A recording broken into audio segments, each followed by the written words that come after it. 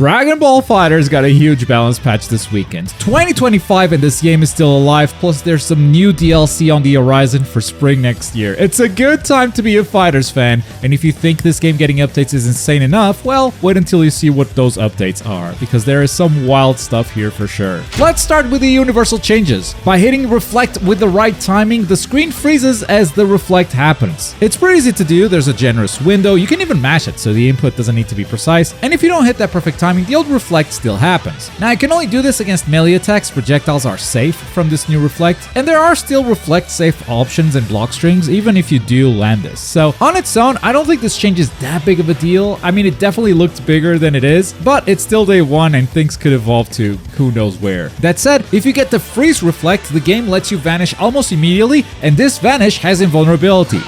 At the start of the vanish, not at the end. We'll see how big this becomes over time. Right now, it hasn't changed the game too much in my opinion. A bigger change has been to the A and B assist cooldowns, which is much lower now. They brought it down from 5 seconds to under 3, so you can basically just spam assist now. Especially if you are in Sparking Blast, since they will just regenerate during your combo anyway. I think they want you to kill your opponent if you spark. This is also accompanied by a cooldown reduction when you Z change. They only reduced this by 3 seconds, but I still think that's pretty healthy. So yeah, they want you to tag and they want you to assist more for sure. And the last universal change I'll mention is to Limit Break. Limit Break is the buff you get when you're on your last character, and you still get all the buffs you did previously, but on top of those, you also now passively generate meter, which is going to increase that comeback potential even more. Those are the main universal changes. There are definitely others, but for the full patch notes, please check the official website. We are going to be sticking to the craziest changes in this video. For instance, here's an example of something we won't mention. Goku's crouching medium used to be -10, it's now -5. Is that important? Yeah, absolutely, but most of the frame data has changed this patch anyway. Basically, welcome to the Wild West, son, it's time to relearn the game. Instead of looking at changes like that, the stuff we'll cover is like Warp Kamehameha. You can now super dash afterwards. Yeah, that's kinda cool. Also, his quarter circle forward series is faster with the adjusted knockback, giving Super Saiyan Goku even more sauce. Piccolo can now hold the button during his Demon Slicer to change the side he appears from, so you can choose to do same side or cross up at will. Like, this is the same side,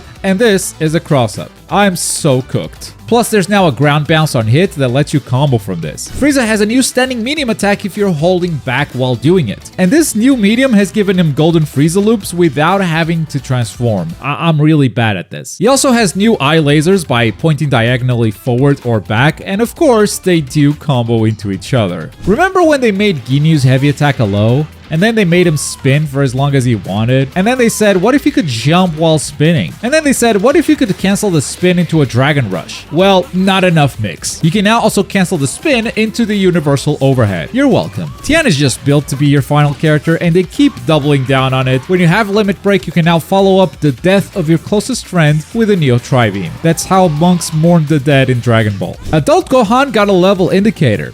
Is what I wish I was saying right now, imagine. No, instead, they just gave him a new effect on his level 1 super when he reaches level 7. Basically giving you a reason to use your level 1 if you have the meter. It now bounces the opponent like crazy, so you can actually just link multiple of these if you want, and I'm sure it won't be used for anything toxic. In many ways, we could call this the hit patch. UI Goku might have a say in that, but the two of them just got some pretty unique changes. First of all, his special button no longer is just a counter. If you use it in a combo, he teleports to the opponent, so you can use this for some awesome combo extensions. It is stylish as hell. Second, Icy Glare is now projectile invulnerable, making it safer to attempt, especially from a distance. And so are his dashing moves, both the quarter circle forward or backwards plus the special button. They're both projectile invulnerable, making it a lot safer for him to approach as well. But the change with the biggest impact might actually be a bug, so I'm not sure if it will be fixed or not, but it does give him touch of death combos from a lot of different situations. The change is simple. Time freezes when using these two stance follow-ups, making them easier to land. I think that was the intention. However, if you are able to get rid of the knockdown from the medium follow-up, whether you use an assist or Sparking Blast, then you can just loop it forever. This feels unintentional. There could be a hotfix, but who knows with this game. So Hit,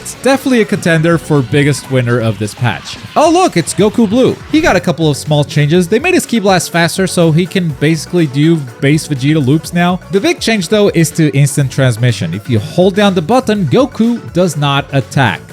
Mix. Let's change Goku colors. Goku Black can change the trajectory of his God Slicer by holding up or down, and this leads to sauce. On top of that, you can now curb stomp your opponents until you run out of meter, and I'm sure this won't be used for anything toxic. When base Goku is the last character, they gave him an extra Kamehameha during Kaioken. So basically, he does Kaioken into a beam, into another beam, and since we're on limit break, why not throw a spirit bomb as well? This patch, man. Jiren is another big winner this patch. You can now hold his shoulder charge, making it plus on block and giving you a cool little link if you do land it. They also reduced the recovery of the low counter, which is gonna make block strings even trickier. But the biggest change is to Dododoya's Try Something. First of all, you can super dash after landing it, but the craziest thing is that you can also now just use it in combos and neutral by just holding that button. I mean, Jiren will teleport to the opponent even without countering anything. So basically, Try Something has become Try Nothing, and it still works. Oh, Videl. They gave everyone a new reflect, but you can't reflect, can you? So what did you get? A little bit of meter if you dodge with the right timing. Okay, well, hey, at least it works on projectiles. Mid-air Videl Rush now ground bounces, so she's getting some extra sauce there too. The Great Saiyaman comes out a lot faster in general, and you can manipulate his position a lot more, including just telling him, Saiyaman, cross them up. And that Big Saiyaman Super, when you use it in a combo instead of a counter, you won't be stuck on a cutscene anymore. He's still gonna do the full dance, but at least you can fight while he's doing it, and if you hit Videl, he'll actually go away. And that payback feels kinda good. Goku GT can now stick you 3 times in a combo.